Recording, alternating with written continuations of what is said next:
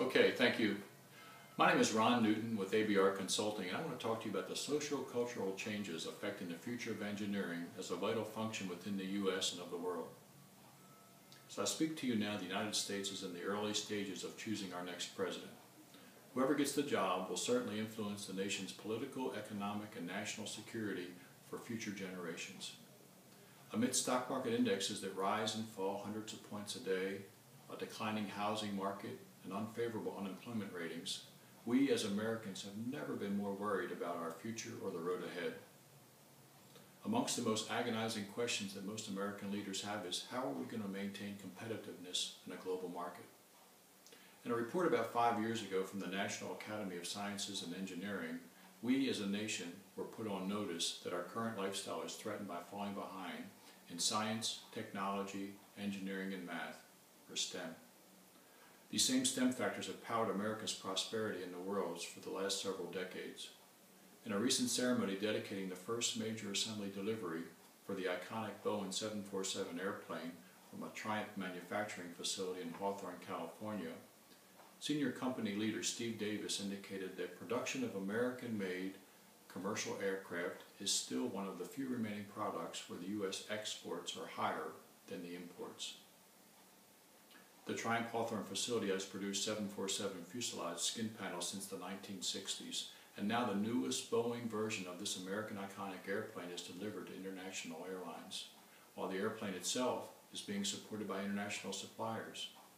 Unlike the original versions, which rolled out over 40 years ago as a truly made-in-America product, the latest 747 model is supported by engineers and manufacturers from around the world, yet the airplane itself remains a product of American ingenuity.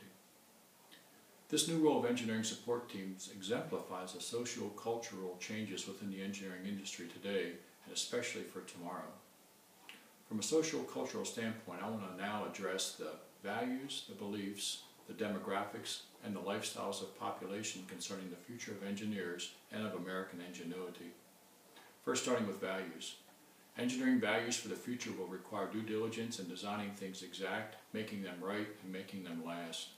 Engineering values are the core of all engineering practices. It's knowing that the engineering outcome will affect families driving in cars or passengers flying on airplanes or even medicine given to infants. Engineering values start with the responsibility of the individual, and it extends into the entire engineering community. Beliefs. Engineering beliefs for our future must take us to beyond the status quo. Just simply thinking outside the box keeps us even with competition. What do we believe the next great leap in engineering is? Some say any idea can be designed in the near future. Knowing what the future environment will likely entail sets the stage for engineering beliefs that will support growth, technology, especially to the next level. What challenges will our engineers be faced with 20 years from now? Well, these answers are the challenges that we want our upcoming engineers to believe that they can address to support the needs of the next several decades. It'll extend beyond our imagination if we believe it can be done. Engineering demographics.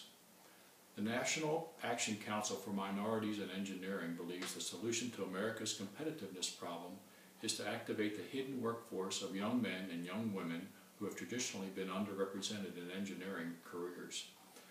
Their message for the future of our engineering industry is to increase the engineering interest of young men and young women who have traditionally been underrepresented in engineering assignments.